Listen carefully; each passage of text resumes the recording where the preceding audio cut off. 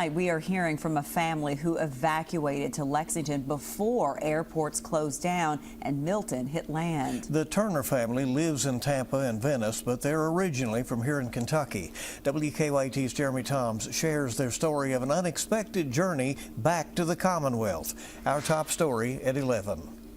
For the Turner family, their evacuation from Florida came just in time, making it into Lexington on some of the last flights out of Tampa and Sarasota. They were very few and far between, and they kept getting more expensive because there's no gas.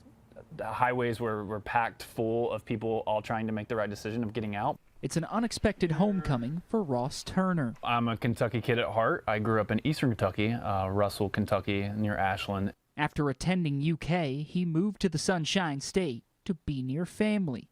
The South Tampa apartment he has left behind now sits very close to the bay. I was in evacuation zone A, so my house is really close. The police were coming around and letting people know that, hey, you guys are the first ones to evac. But he says the warning signs were already there. Florida natives, when you see them packing up and rolling out a week before a storm and days before, that's when you're like, oh, this is real. Returning to his old Kentucky home under these circumstances carries mixed emotions. It's a lose-lose. If it hits Tampa, it's hitting me. If it hits the south, it's hitting Venice and Sarasota and that area. It's hitting directly where my parents are. They're glad they're physically safe tonight, but Turner worries what he and his parents will wake up to. Reading the news and watching is kind of terrifying, and so pray and pray hard. The ultimate test is how we pick up and move on of what happens.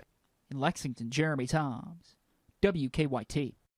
And Turner says he knows of friends who have hunkered down in the storm's path and of others who have just seen damage from Helene.